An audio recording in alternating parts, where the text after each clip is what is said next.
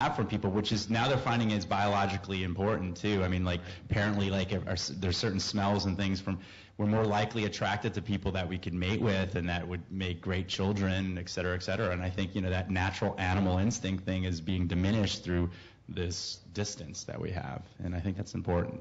Jennifer? Going back to the smell thing, actually your sense of smell is the oldest part of your brain, and it's linked to survival, right? So when you're meeting somebody, again, the book I wrote, I did a whole thing on pheromones and sense of smell, and you could look at somebody online and be like, oh my God, they're so great, and then all of a sudden they show up and you're like, oh my God, he's just stinky.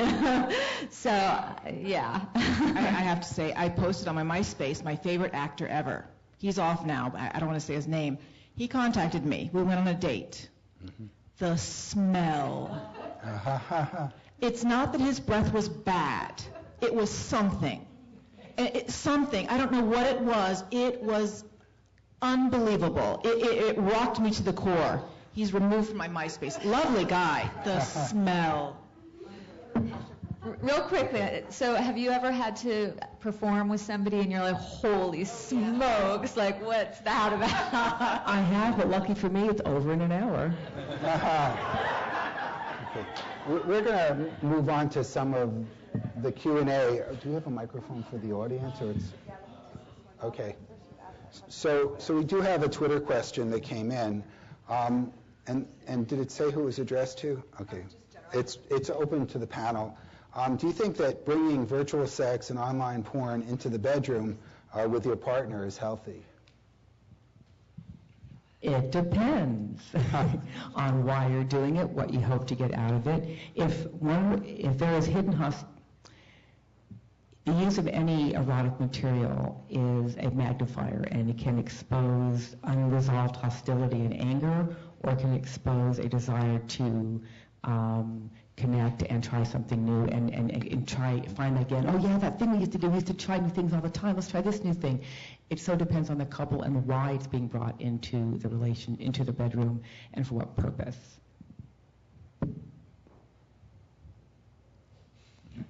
All right. And what have you been watching lately? I don't watch any of it. I don't have time anymore. I think I'm gonna have to go with the depends too. It really, I think it's kind of an open question.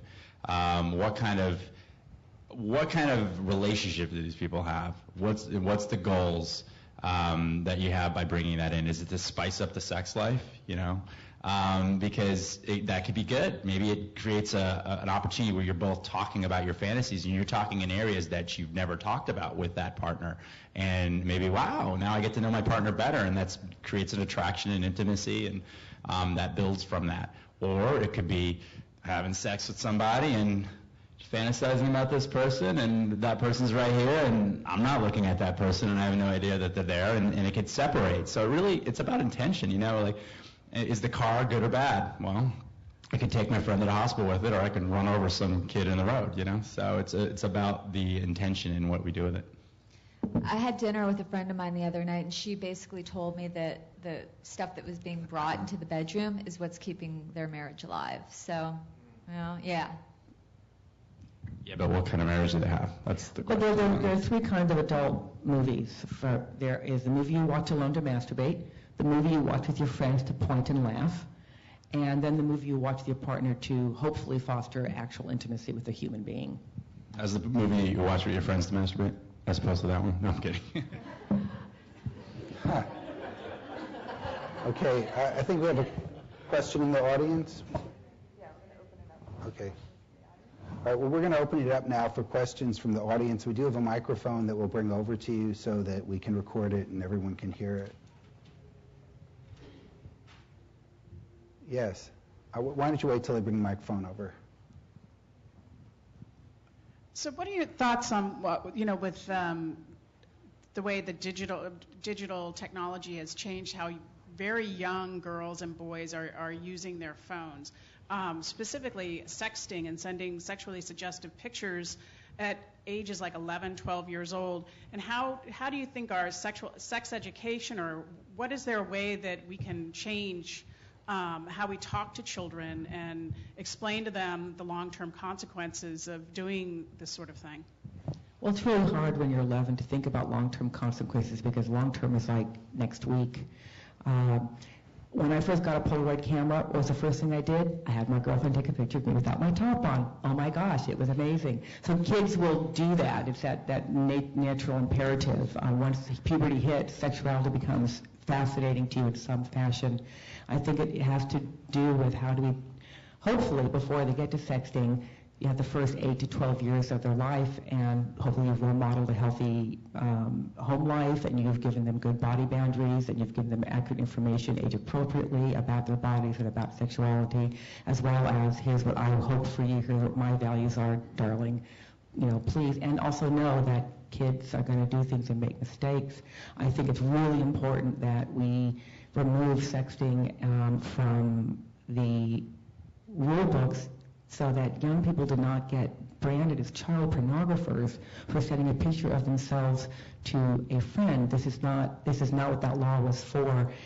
And kids being kids, you hit send, and it goes out to everybody.